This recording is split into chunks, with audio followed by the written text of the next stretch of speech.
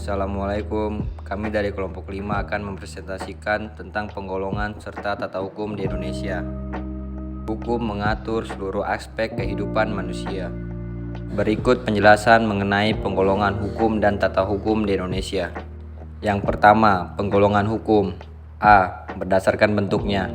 Hukum tertulis, yaitu hukum yang ditulis secara resmi oleh lembaga yang berwenang, misalnya Undang-Undang Dasar, Ketetapan MPR, Undang-undang, dan peraturan pemerintah. A. Hukum tertulis. Yang dimodifikasikan adalah hukum yang disusun secara lengkap, sistematis, teratur, dan dibukukan sehingga tidak perlu lagi peraturan pelaksanaan. Yang B. Hukum tertulis.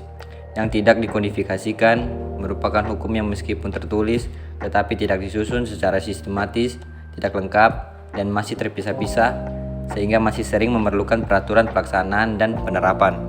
Yang kedua, hukum tidak tertulis, yaitu hukum yang tidak ditulis secara resmi tetapi masih hidup dan terpelihara dalam masyarakat serta masih diakui secara sah sebagai hukum yang berlaku.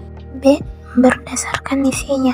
1. Hukum publik. Hukum publik terbagi atas 4 jenis. Pertama, hukum pidana, yaitu mengatur tentang pelanggaran dan kejahatan, memuat larangan dan sanksi. Kedua, hukum tata negara, yaitu mengatur hubungan antara negara dengan bagian-bagiannya. Ketiga, hukum tata usaha negara atau administratif, yaitu mengatur tugas kewajiban pejabat negara. Keempat, hukum internasional, yaitu mengatur hubungan antar negara seperti hukum perjanjian internasional, hukum perang internasional, dan sebagainya. Hukum privat terbagi menjadi dua. A. Hukum perdata atau sipil, yaitu hukum yang mengatur hubungan antar individu secara umum. Yang B. Hukum perindang atau hukum dagang, yaitu hukum yang mengatur hubungan antar individu dalam perdagangan, contoh hukum tentang jual beli, utang piutang, pendirian perusahaan dagang, dan sebagainya. C. Berdasarkan wilayah atau ruang lingkup berlakunya. Yang pertama, hukum lokal, yaitu hukum yang berlaku di daerah tertentu. Yang kedua, hukum nasional, yaitu hukum yang berlaku dalam wilayah suatu negara tertentu. Yang ketiga, hukum internasional, yaitu hukum yang mengatur hubungan hukum antar negara dalam dunia internasional. D. Berdasarkan wujudnya. 1. Hukum objektif, yaitu hukum yang mengatur hubungan antar dua orang atau lebih yang berlaku umum. 2. Hukum subjektif, yaitu hukum yang timbul dari hukum objektif dan berlaku terhadap seseorang atau lebih. E. Berdasarkan sumbernya. 1. Hukum undang-undang, yaitu hukum yang tercantum dalam peraturan perundang-undangan. 2. Hukum kebiasaan, yaitu hukum yang terletak dalam aturan-aturan kebiasaan. 3.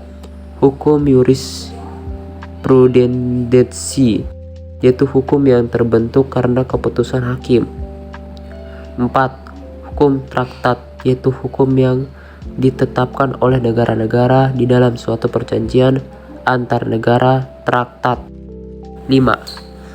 Doktrin merupakan pendapat para ahli terkemuka yang dijadikan dasar atau asas penting dalam hukum dan penerapannya. F. Berdasarkan waktu berlakunya. Ius constitutum atau hukum positif, yaitu hukum yang berlaku sekarang bagi suatu masyarakat tertentu dalam suatu daerah tertentu. Yang kedua, ius constituendum atau hukum negatif, yaitu hukum yang menerapkan berlakunya pada waktu yang akan datang. Yang ketiga, hukum antar waktu, yaitu hukum yang mengatur suatu peristiwa yang menyangkut hukum yang berlaku saat ini dan hukum yang berlaku pada masa lalu ataupun hukum yang berlaku tanpa batas waktu. G. Berdasarkan cara mempertahankan, yaitu 1. Hukum material, 2. Hukum formal. H. Berdasarkan sasarannya, yaitu 1. Hukum satu golongan, 2. Hukum semua golongan, 3. Hukum antar golongan. I. Berdasarkan kekuatan, berlaku atau sifatnya, yaitu 1. Hukum yang memaksa, 2. Hukum yang mengatur atau hukum volunter. 2. Tata hukum di Indonesia. Negara Indonesia adalah negara hukum. Adapun jaminan bahwa Indonesia adalah negara hukum yang terdapat dalam 2 pasal UUD 1945, yaitu sebagai berikut. A. Pasal 1 ayat 3 UUD 1945 bunyinya, negara Indonesia adalah negara hukum. B.